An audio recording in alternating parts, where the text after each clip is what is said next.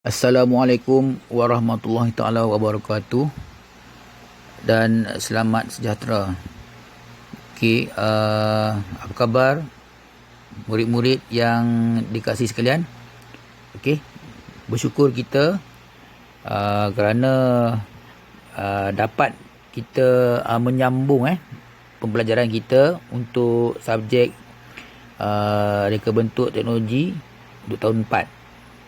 Okey, jadi tajuk yang seterusnya ialah kita akan belajar dan kita akan menyambung pembelajaran kita tentang kepentingan reka bentuk pembungkusan. Jadi awak boleh buka buku teks dan lihat pada muka surat 54.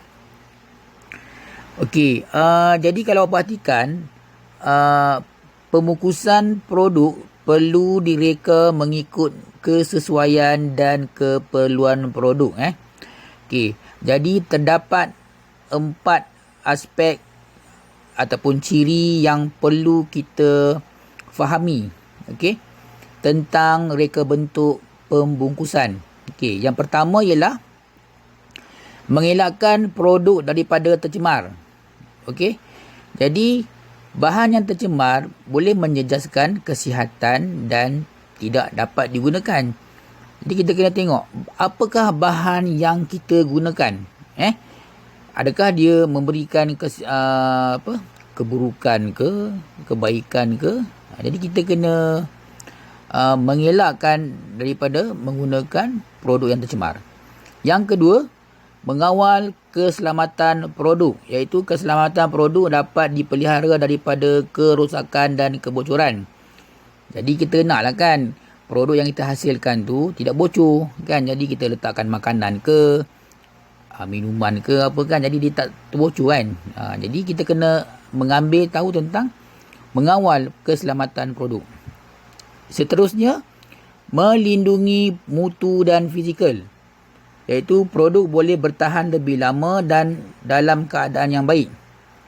Kan? Jadi pembungkusan ni dia berfungsi untuk menjaga makanan tu supaya dia baik, tahan lama, tak basi, kan? Okey. Seterusnya ialah menyampaikan maklumat produk, iaitu maklumat yang lengkap membantu pengguna mengetahui perkara berkaitan dengan produk. Kan? Jadi kadang-kadang awak nampak ada kotak makanan ke, minuman ke kan. Jadi di luar tu diterangkan apa kebaikan, apa dia punya vitamin-vitamin ke, okey, apa zat-zat dia. Jadi kita tahulah maklumat tentang produk tu. Okey. Jadi awak tengok yang pertama, iaitu bekas makanan saya. Okey. Aktiviti bekas makanan saya ni macam biasalah, kita mesti melakar dahulu. Awak mesti melakar bagaimana ataupun apakah bentuk lakaran awak bekas tu. Okey. Lakaran pertama, lakaran kedua dan lakaran yang ketiga. Okey. Seterusnya awak tengok pada muka surat sebelah 59. Setelah awak melakar reka bentuk, awak kena senaraikan. Okey. Apa alatan yang awak gunakan, apa elemen dia, adakah ruang dia besar ke, rupa dia cantik ke, adakah tekstur dia tu tahan lama ke, tak tahan lama kan. Jadi awak kena mencirikan, okey, tentang reka bentuk awak. Okey, dan awak tengok pada fungsi dia, membungkus makanan segera seperti ayam goreng, kentang goreng dan kek. Okey, semua yang benda macam bergoreng-goreng kan. Jadi boleh tak awak letak air yang sejuk, benda yang sejuk? Tak boleh kan. Nanti akan menyebabkan bekas ataupun kotak makanan tu akan rosak. Okey. Okey, lakaran yang dipilih ialah gabungan idea lakaran 1 dan lakaran 3 kerana mempunyai penutup, ruang yang besar dan tali pemegang. Okey. Jadi lakaran yang kita buat, lakaran pertama, lakaran kedua dan lakaran ketiga, kita kena memilih lakaran mana yang terbaik untuk dijadikan sebagai bekas makanan. Okey. Yang ketiga, iaitu menilai lakaran dan membuat penambahbaikan. Kita kena senaraikan. apakah dari segi jenis ruang, aliran udara dia sesuai ke tak sesuai. Tambahkan lubang udara agar memperoleh aliran udara yang lebih baik di dalam bekas. Okey, kena buat lubang lah sikit kan. Okey, tekstur dia. Tekstur dia yang licin dan rata. Sesuai tak? Okey, sesuai lah.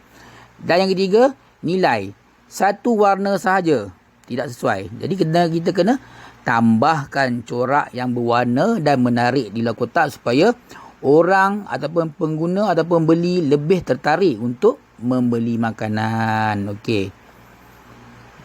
Dan yang awak tengok pada muka surat 60 iaitu ini ialah penambahbaikan. Awak nampak apa yang ditambahkan ialah membentuk lubang kan, nak bagi udara masuk, menambahkan hiasan, nak bagi cantik. Lepas tu fungsi dia pun sama jugalah, membungkus makanan segera seperti ayam goreng, kentang goreng dan kek. Dan seterusnya kita tengok pada kiraan kos. Kiraan kos ni ialah bahan. Berapa bahan yang dia digunakan, berapa kos yang digunakan, berapa ringgit. Bot lengkap, 3 keping, 1.40 sen, 3 RM20 sen, okay, gam, tali. Jadi kos dia ialah RM60. Kita perlu mengamalkan kesederhanaan dalam berbelanja untuk menjimatkan wang dan mengelakkan pembaziran. Okey, seterusnya ialah